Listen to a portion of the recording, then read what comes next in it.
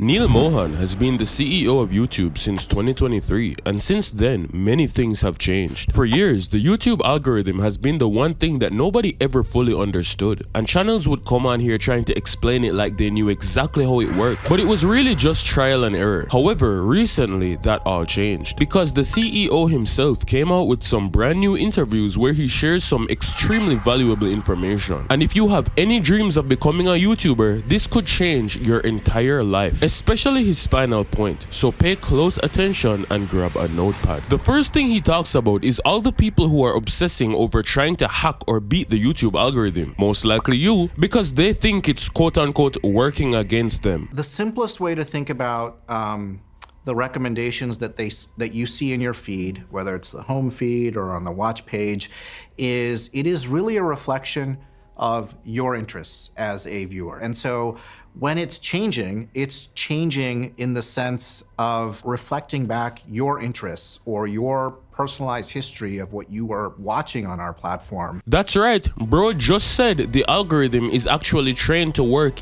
in your favor. It's just that you have to make sure your titles and thumbnails are actually good enough to get clicks when it does recommend you. This mindset completely changed how I did YouTube, and it was actually a big part of how I blew up my first ever YouTube video on my other channel and got 100k views with 0 subscribers. But if you think that's impressive, Neal would actually disagree with you, because listen to what he says about algorithmic views. Yeah, I think people undervalue depth and they overvalue width. And so I think you're absolutely right. I think even 100,000 views on like a personality vlog, or even like you have a video after your Cheeseball Man fight that's just titled "I fought him," and it has almost 600,000 views. Those are very powerful views.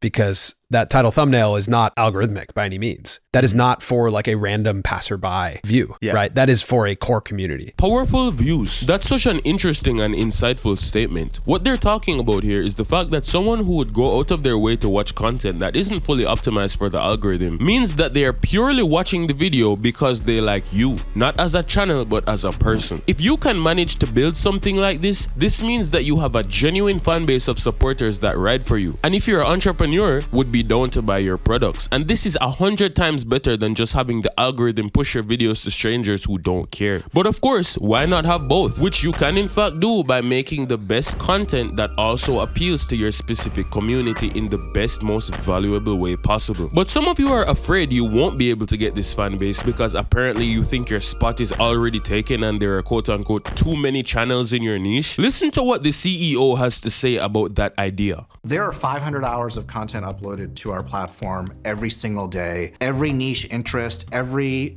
learning pursuit that you want to have, every musical genre. So in terms of being able to find, the particular niche that you're interested in that moment that you're interested in, I'm never worried about it being, homogenous across all of YouTube. No, he actually made a mistake here saying 500 hours per day when it's actually per minute. But just think about that. The CEO himself is telling you that oversaturation on YouTube does not exist. This is because in the end, the algorithm will always recommend the content it thinks is best, which means your video could very well show up next to a video with 1 million views in somebody's recommended. And if those big channels start making trash content, trust me, they will inevitably fall off. It's just a game of who can make the best content for longest, with the audience as the judges. Because if you really think about it, I guarantee you've never said something like, oh, I really like this YouTuber, but I already watch too many good YouTubers, so I can't subscribe to this guy. Of course not. Our brains are selfish, damn near addicted to consuming good content, which means we literally cannot get enough. But speaking of content, he actually goes into arguably the most important point of this entire video right here. Listen very closely and make sure to apply this to the fullest. Truly be